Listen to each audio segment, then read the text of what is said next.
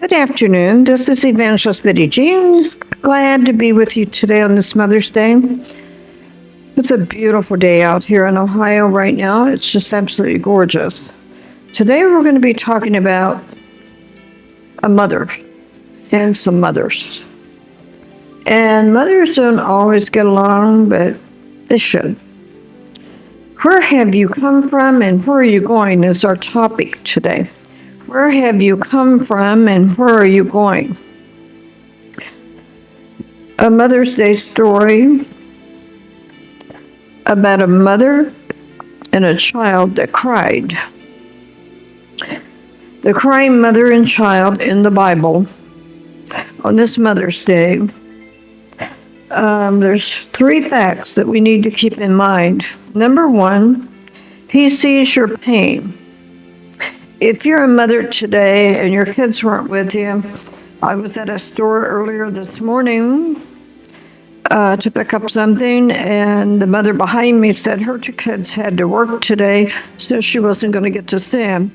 And she went to the grocery store just to do something because she was lonesome. Number two, he hears your cry when others mistreat you. And a lot of them have been mistreated, and the forgiveness is not there. Number three, he has a plan for you, and that's the three things we're going to be talking about today. He sees your pain, he hears your cry, and he has a plan for you. Yay! You know, once that you know what his plan is, you're not going to feel pain and you're not going to cry anymore.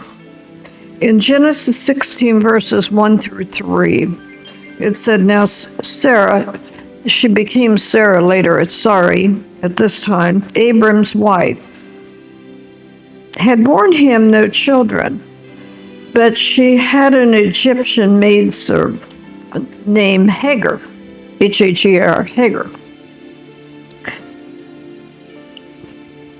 So she said to Abram, in recent years, the Lord has kept me from having children. She was hurting. Where was her pain? She didn't have children. Go sleep with my maidservant. Perhaps I can build a family through her. It's different, isn't it? Very different. Abram agreed to what Sarah said. So Abram had been living in Canaan for 10 years. Sarah, his wife, took her Egyptian servant Hagar and gave her to her husband to be with him. Man, it almost sounds like what we see today, musical chairs. Mistreated. In Genesis 16, 4 through 6, Abram slept with Hagar, and she conceived. When she knew that she was pregnant, she began to despise her mistress. Then Sarah asked Abraham, Aren't you the one responsible for this? Yes, you are. And I'm suffering. Abram, we got to do something here. You've slept with my maidservant. I put you in my servant's arms, she said.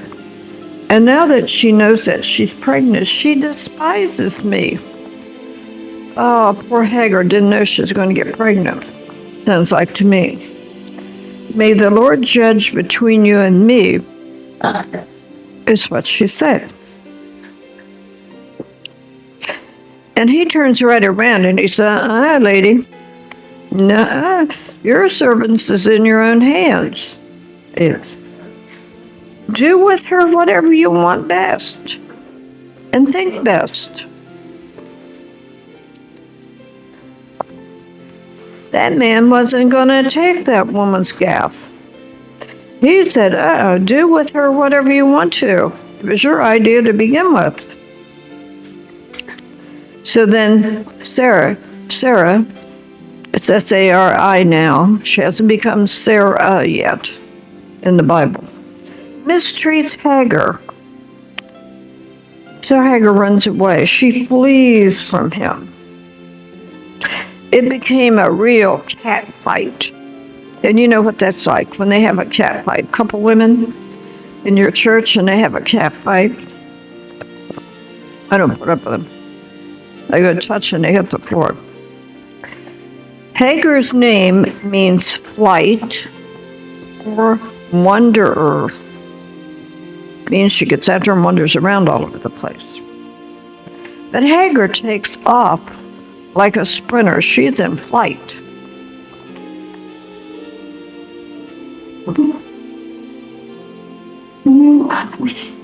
She said, I'm out of here. She takes off. It's a little Sparky. He wants to be on today. When others mistreat you, take flight.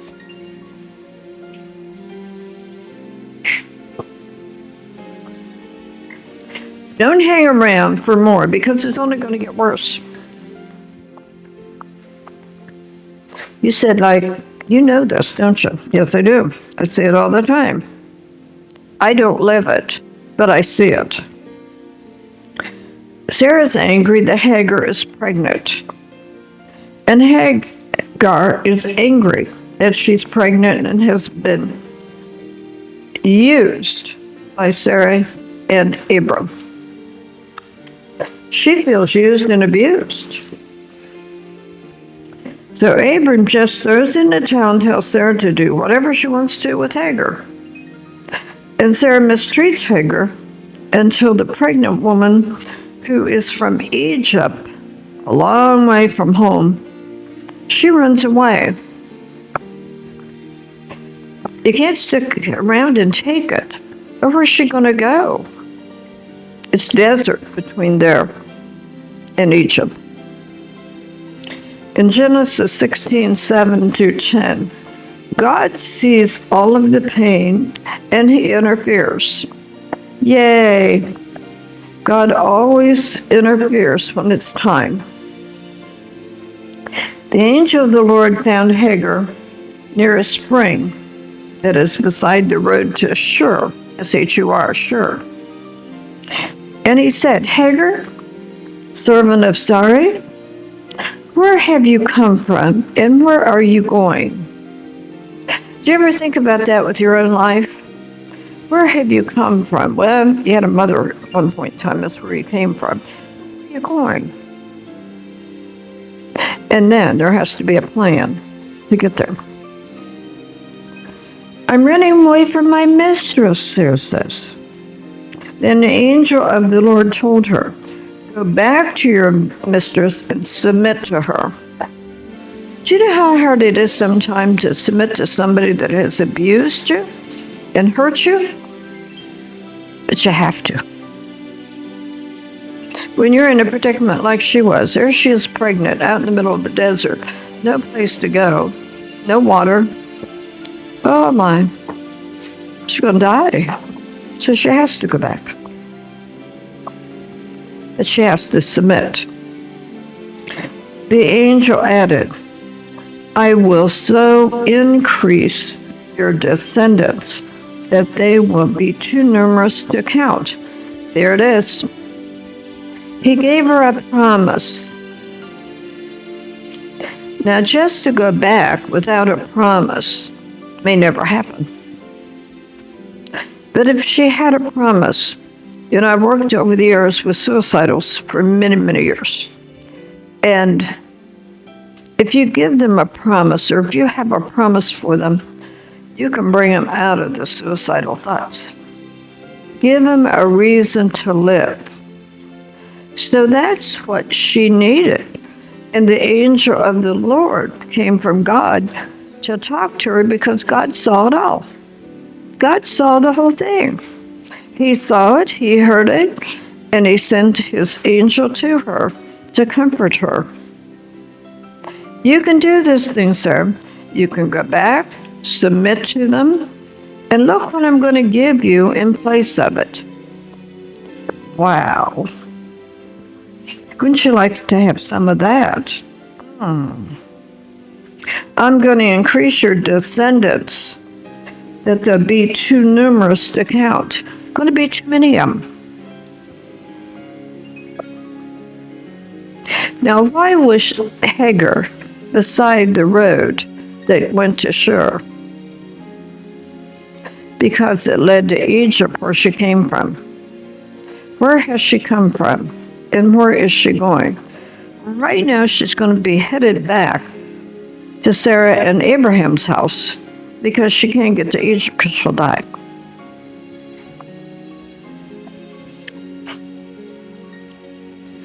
God saw her needs, just like he sees yours. And he sent the angel of the Lord and told her to go back and submit to her mistress. Forgive them, for they know not what they do. Forgive them. Tell them you're sorry that you acted the way you did because you got pregnant. Quit fighting. Say, I'm sorry. Ladies and gentlemen, say, I'm sorry. I'm sorry. I'm sorry. And continue on to your blessings. Don't fight and lose your blessing. Now, she has a complete promise, and it was God. Why did she obey? God used the angel of the Lord to reveal the plan. A plan without a goal is but a dream.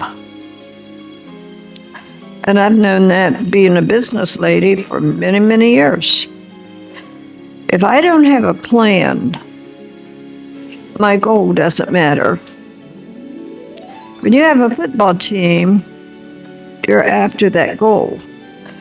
But again, they have to have a plan to maneuver to get to that goal line. And that's what we do in life. We're headed towards a goal line.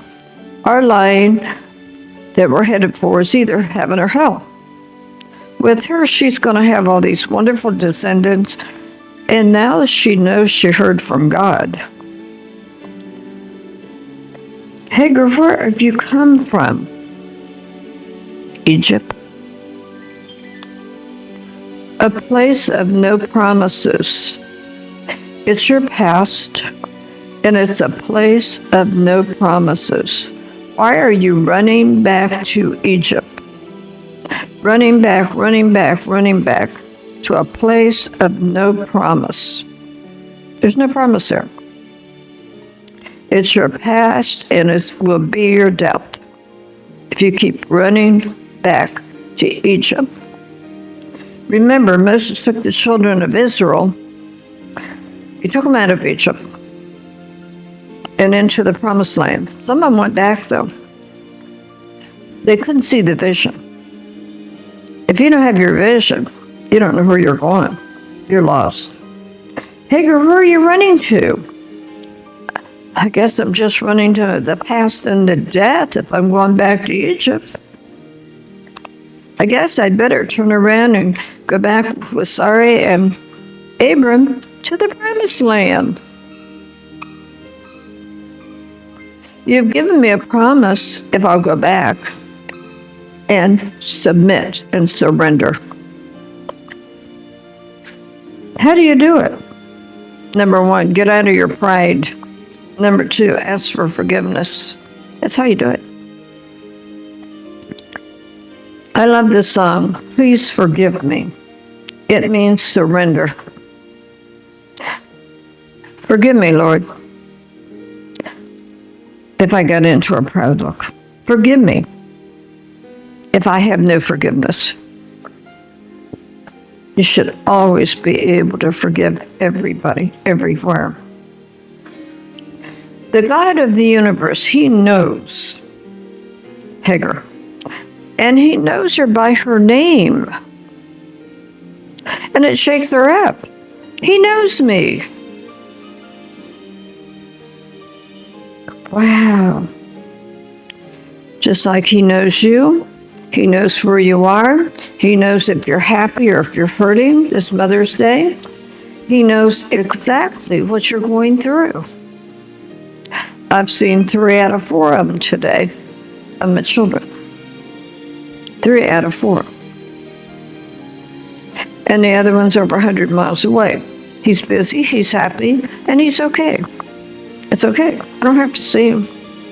I just have to know he loves me and I love him. And that there's complete forgiveness for anything and everything. In other words, God is saying to her, quit taking flight when the first little thing comes up. And you're wandering around in the desert, Hagar. He sees her tears. He felt her pain. Where do I go? What am I going to do? I'm going to die out here in this desert. I mean, what can I do? I have to go back to them. But then he comes along. But here's this great promise. Now I want to go back. I want to go back. Because over in Egypt, where I came from, there's no promise. There's never a promise in your place of sin, which is your past. There's never a promise to go forward. They're always going to condemn you and remember everything about you. But there's a whole world out there. And there's a place called there that you're going to be safe. And God is talking about that right now, of where it is safe. Where I live here, coming from downtown day before yesterday here, it's a time, this is not a big town where I live in. I'm at the edge of Columbus. And I had there at the city hall, it has a yellow hanger there that says safe place. It's a safe place. You've got to find your safe place. And don't go back, because when you go back, it's not your promised land. And it's your sin and death. Quit taking flight. So he saw her tears, he saw her pain, and he felt it. And he revealed her promise. Oh, what a beautiful story. What are you running away from that could subdue you in your pain, in your tears?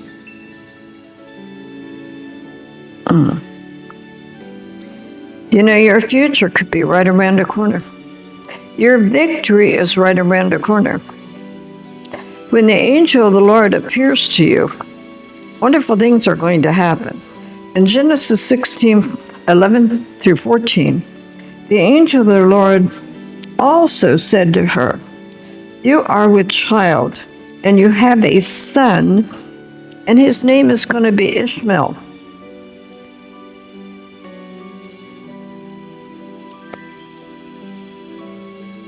And he said to her,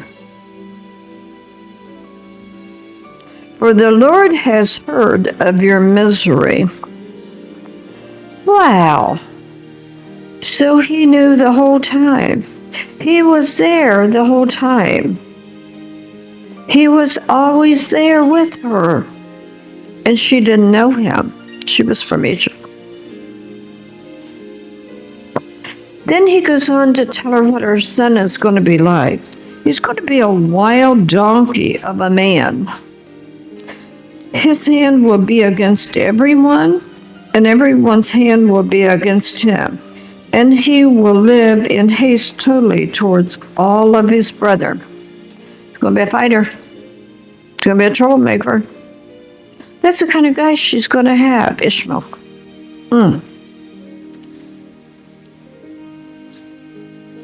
Then she gives the name to the Lord as he spoke to her. She said to God, she said, "You are the God that sees me. You know my name. You're the God that sees me." Wow. I now have seen the one who sees me. Yeah. And then everything is at peace once you see the one who sees you. I've seen God. I've seen God through Jesus. I've seen Jesus many times. And once he sees you, you're at peace. You're at peace.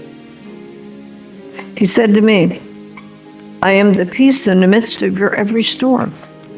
How much greater does it get than that? I don't have to worry about the storms that come at me.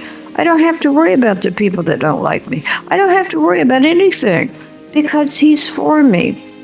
And as long as he's my God and he's for me, that's all that matters. And that's all that mattered to her too. He saw her. This God sees me. And he knows I had tears. He knows I'm hurting. He knows that I don't want to be pregnant. He knows what's going on here. And he's going to take care of me because he gave me a promise. He promised me everything that's to come. Wow. There was a well nearby where she could get some water. The well was called Bir Lahai, R-O-I-J. And it's still there today. It's over there between Kadesh and Beber. The well means the well of the living one who sees me. Wow. I'd want to go there and drink water every day. The well of the living one who sees me. Wow. So Hagar, she obeys God. She returns to Abraham and Sarah. In Genesis 16, 15 and 16. So Hagar bore Abram and Sarah's son, and Abram gave him the name Ishmael. Abram was 86 years old when Hagar bore him a son. Ishmael was born when his dad was 86 years old. That's amazing in itself. I don't know any men 86 years of age that can still perform and get a kid. Remember, God loves you and has a plan for you. What a plan. What a plan. Quit running. In Jeremiah 29:11, for I know the plans I have for you, declares the Lord. Plans to prosper you and not to harm you. Plans to give you hope and a future. What did he give her? Hope and a future. That has to go along with the plan. When God asks you the same question that he asked Hagar, where have you come from and where are you going? What will your answer be? In Proverbs, the 3rd chapter, verses 5 and 6, trust in the Lord with all of your heart and lean not on your own understanding. In all of your ways, acknowledge him, and he will make your path straight. You know, motherhood requires many sacrifices. If I were to look back over the years of motherhood, and it was strung out through my life, the sacrifices. But you know, a mother's heart, every sacrifice is worth the cost.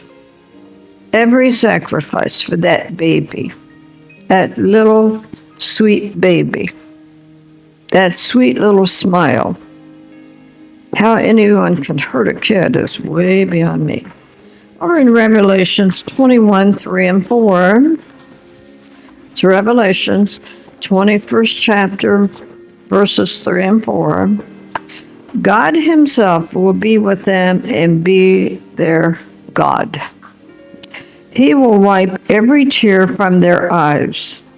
There will be no more death or mourning or crying or pain. Every wound will be healed, no more crying. And that is our great promise, the hereafter. The great promise is they don't have to cry anymore. They don't have to have pain anymore. And if you're looking for man, they're always going to disappoint you. You're not going to get your love from man. You're going to get your love from God, who will never disappoint you. He won't lie to you either. He's everything to you. Everything. He is my God and has shown me the way, the truth, and the light. And I love it. So for this Mother's Day, wipe the tears away. Get out of the sorrow. No more pain. And ask God, what is the promise? I know where I came from. Now, where am I going? He has shown me, as I did the sermon, he showed me where I'm going. He showed me the promise. But I had to leave someplace to get to the promise. And the promise is right here in the state of Ohio. So I'm in God's perfect will right now. I know the place where I belong. For now. Now, he changes it occasionally. As an evangelist, he'll send you out here and there. But the main office of this ministry is going to be here. And I know that because he gave us the promise. He's already given me the promise. No more tears, no more begging, no more crying, no more pain. No. He gave me the promise.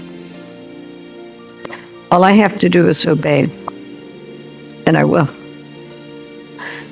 I just want to tell you that I love each and every one of you. If you need a mother, I'm one. I'll listen to you. I'll cry with you. I'll pray with you. I'll laugh with you. And I'll hold your hand as we trudge along in life's way. But I'll be your mother. I love being people's mother. I love being a mother. So today, happy Mother's Day. You're one of God's children and he loves you too. So have a great, great day. Just like I had. I love you and I'll be back with you soon. God bless you.